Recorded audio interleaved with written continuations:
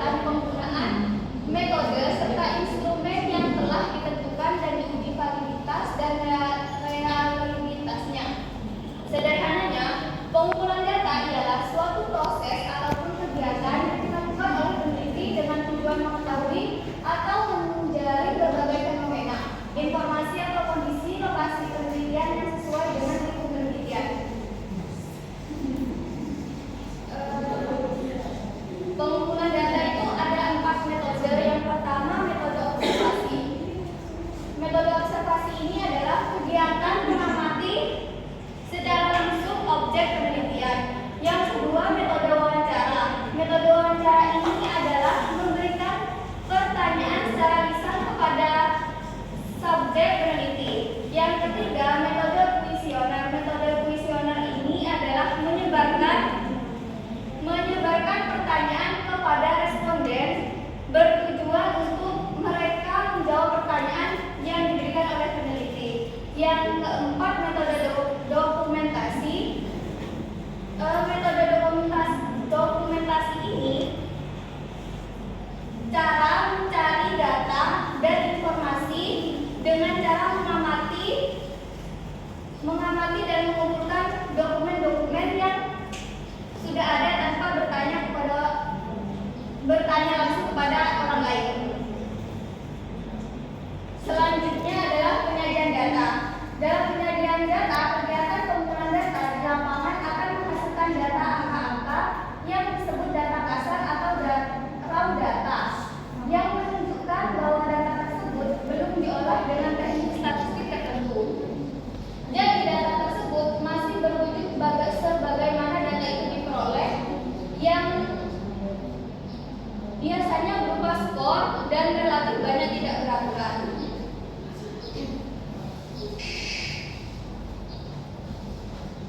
Selanjutnya, penyajian data dalam bentuk tabel. Tabel ini adalah model penyajian yang disusun dalam baris dan kolom.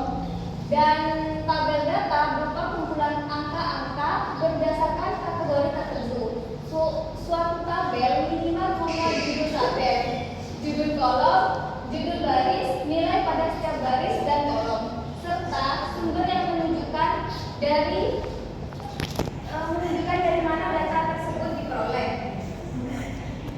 Dalam hal ini, penyajian data dalam bentuk tabel bertujuan untuk memberikan informasi dan gambaran mengenai jumlah secara terperinci sehingga memudahkan pengolahan data dalam menganalisis data tersebut. Macam-macam bentuk tabel di sini ada 3. Yang pertama, tabel baris kolom. Yang kedua, tabel kontingensi. Yang ketiga, tabel silang. Baik, selanjutnya kita masuk ke contoh-contoh tabel. Untuk yang pertama yaitu contoh tabel dari baris kolom. Di sini sudah ada contohnya, yaitu tabel baris kolom berisi dari baris dan kolom dan isinya itu ada beberapa kategori. Untuk selanjutnya yaitu tabel konfidensi, yang dimana di situ berisi 2 faktor atau 2 kategori, yang dimana satunya itu baris dan yang di sebelahnya itu kolom. Dan selanjutnya itu tabel silang. Ini tabel silang terdiri dari 2 macam, yaitu tabel silang 1 variabel dan tabel silang 2 variabel. Untuk yang tabel silang 1 variabel ini hanya berisi satu penjumlahan saja, yaitu langsung dari mata pembelajaran ke jumlah. Sementara yang 2 variabel ini ada jumlah gender terlebih dahulu, lalu ke jumlah keseluruhannya. Selanjutnya kita masuk ke penyajian data dalam bentuk grafik atau diagram. Nah, bentuk penyajian grafik ini kelanjutan dari penyajian tabel, yang dimana harus ada tabel baru kita bisa menyajikan data dalam bentuk grafik atau diagram. Contoh yang pertama yaitu diagram batang, yang dimana diagram batang ini terdiri dari luas dan panjangnya yang sama, dan ada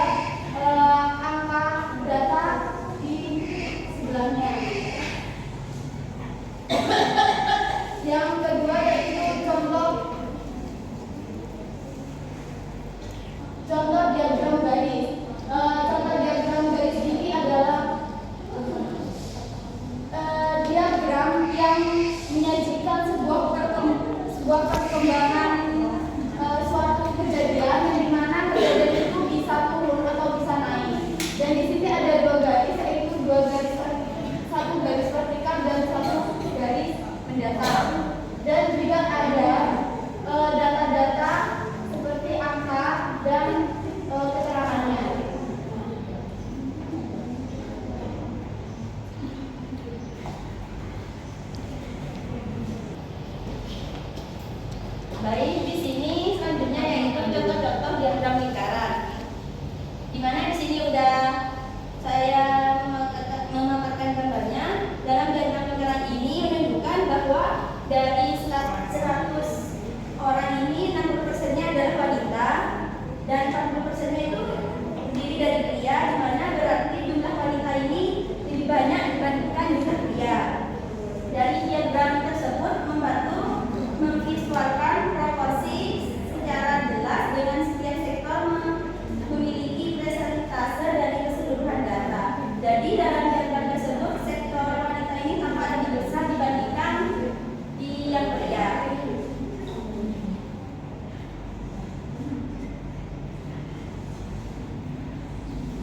Selanjutnya itu masuk ke dalam pengolahan data, di mana pengolahan data tersebut adalah susunan atau kumpulan dari hasil kegiatan pikiran dengan bantuan tenaga atau suatu peralatan sehingga dapat menghasilkan informasi untuk mencapai tujuan tertentu. Menurut Yogianto Hartono, pengolahan tersebut adalah proses data yang diolah melalui suatu model menjadi informasi. Penerima kemudian menerima informasi tersebut, membuat suatu keputusan dan melakukan tindakan yang berarti menghasilkan suatu tindakan yang lain yang akan membuat sejumlah data kembali. Jadi pengolahan data ini adalah proses mengubah data mentah menjadi informasi yang bermanfaat, di mana proses ini bisa dilakukan dengan bantuan manusia atau alat seperti komputer. Pengolahan data tersebut merupakan tahapan penting dalam proses yang menghasilkan informasi yang bermanfaat. Pengolahan ini tidak hanya sekedar menyusun atau mengumpulkan data, tapi juga melibatkan aktivitas berpikir yang terstruktur.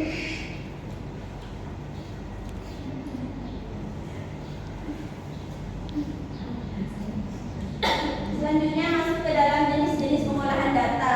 Jenis-jenis pengolahan data yang pertama yaitu MEAN, di mana MEAN itu adalah nilai rata-rata dari keseluruhan data yang didapat. Nilai rata-rata tersebut dapat diperoleh dengan menjumlahkan seluruh nilai kemudian dibagi dengan banyaknya data. Jadi MEAN ini adalah nilai rata-rata dari seluruh data, yang dimana cara menghitungnya itu dengan menjumlahkan semua nilai lalu membaginya dengan jumlah data. MEAN ini digunakan untuk mengetahui gambaran umum dari suatu kumpulan data tersebut. Nah, rumusnya seperti ini teman-teman.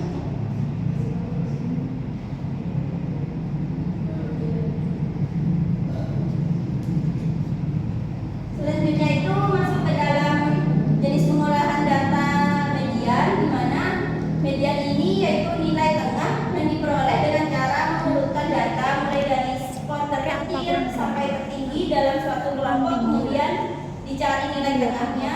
Jika jumlah anggota kelompoknya ganjil, misal 9, maka median adalah skor pada urutan kelima. Jika jumlah anggota kelompoknya genap, misalnya 10, maka median tersebut adalah skor hasil penjumlahan skor urutan kelima dan keenam dibagi 2. Jadi median ini nilai tengah dari data yang sudah diurutkan dari terkecil ke terbesar.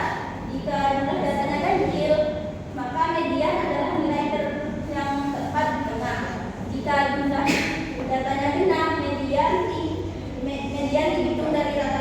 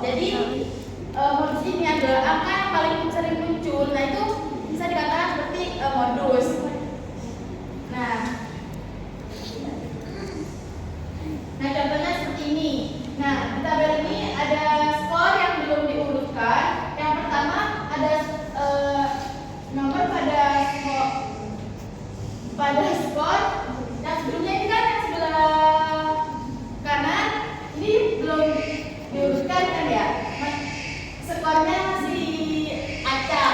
Nah, yang sebelah kanan, sebelah kiri baru yang diurutkan, jadi diurutkan dari paling yang terkecil.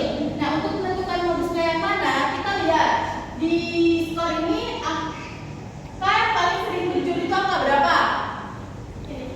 Yang paling banyak angkanya 10. 10. Jadi 10. Mana ada 10? Nah, yang sebelah skor bukan nomor ya, yang skor maksudnya. Kan modus itu angka yang paling sering muncul, angka yang lebih dari 1. Berarti,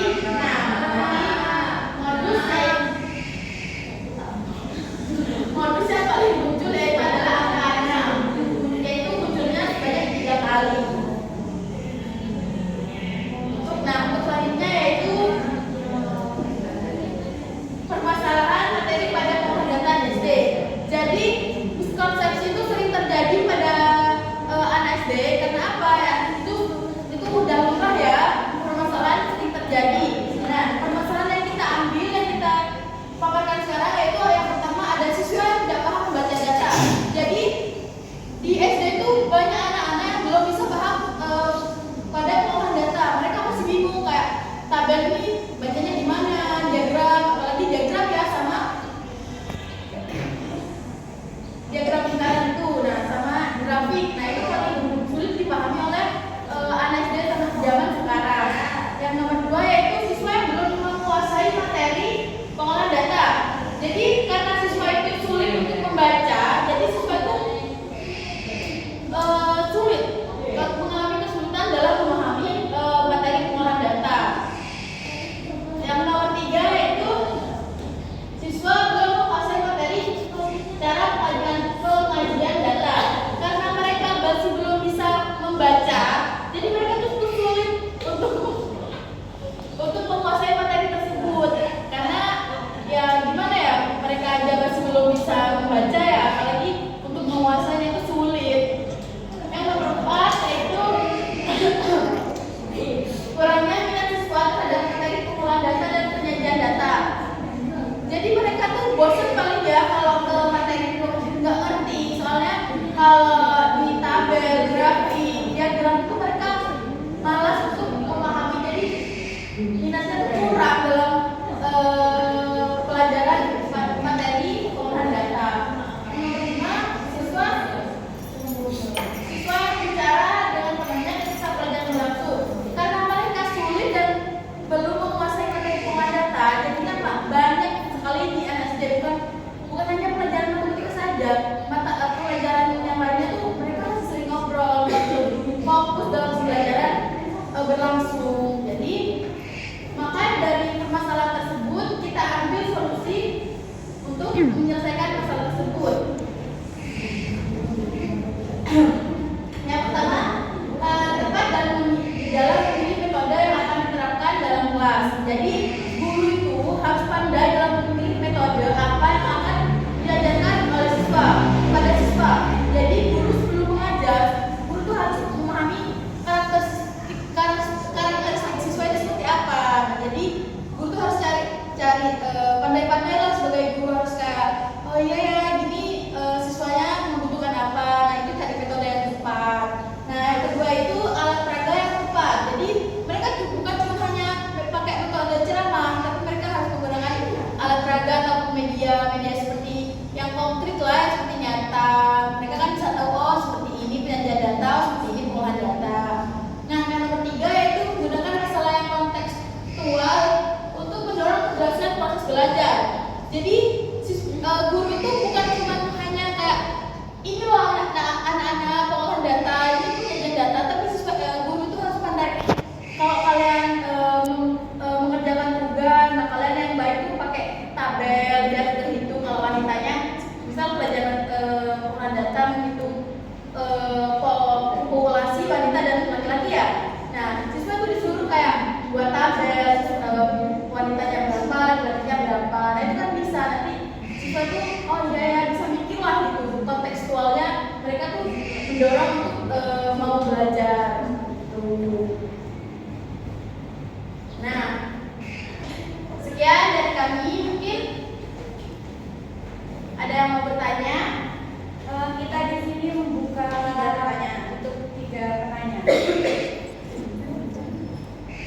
Ya,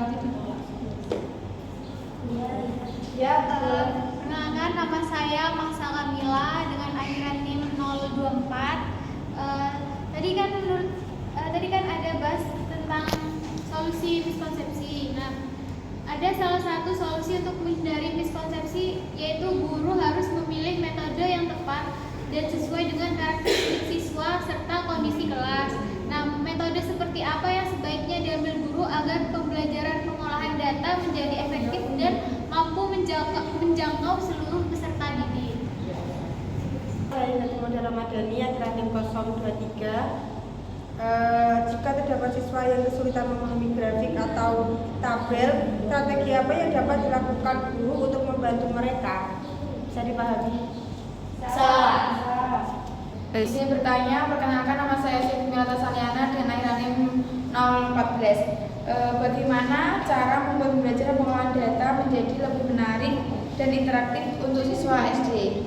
Apakah bisa dipahami? Bisa. Baik, kami kelompok 8 izin meminta waktu sebentar untuk berdiskusi.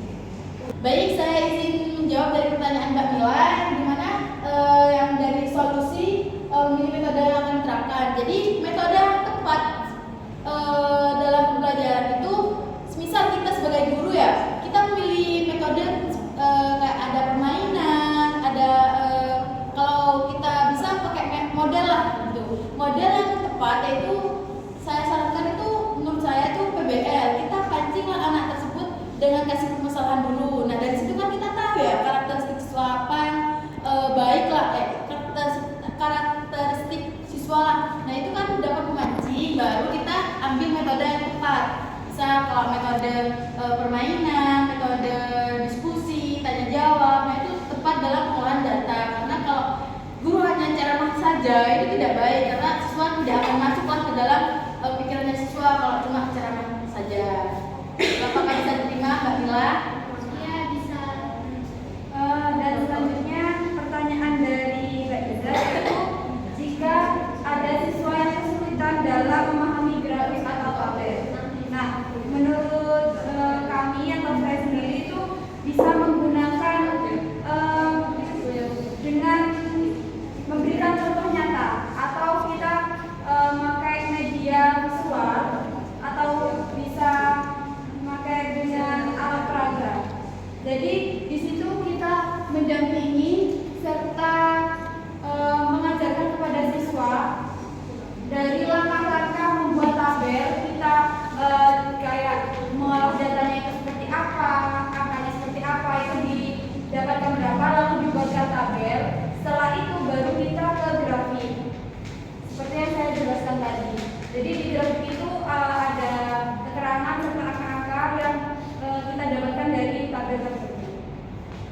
Mungkin ada yang mau menambahkan atau tidak?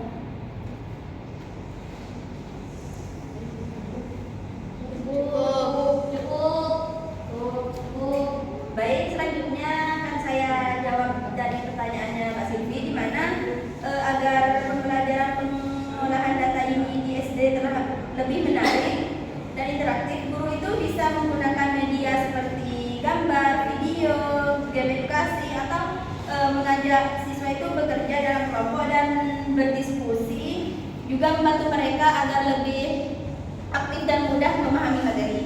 Begitu. Apakah ada yang mau menambah? Ya. Bisa berdiri, Pak. Perkenalkan, nama saya Nara Malia dengan pikiran NIM 026. Izin menambah untuk jawaban dari Pak Tika.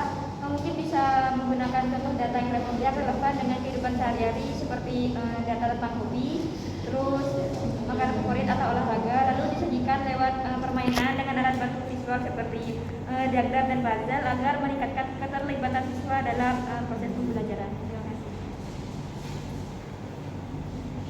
Baik, terima kasih Mbak Lia. Jadi karena berhubung materi dan pertanyaan juga sudah selesai, kami kelompok 8 kami undur diri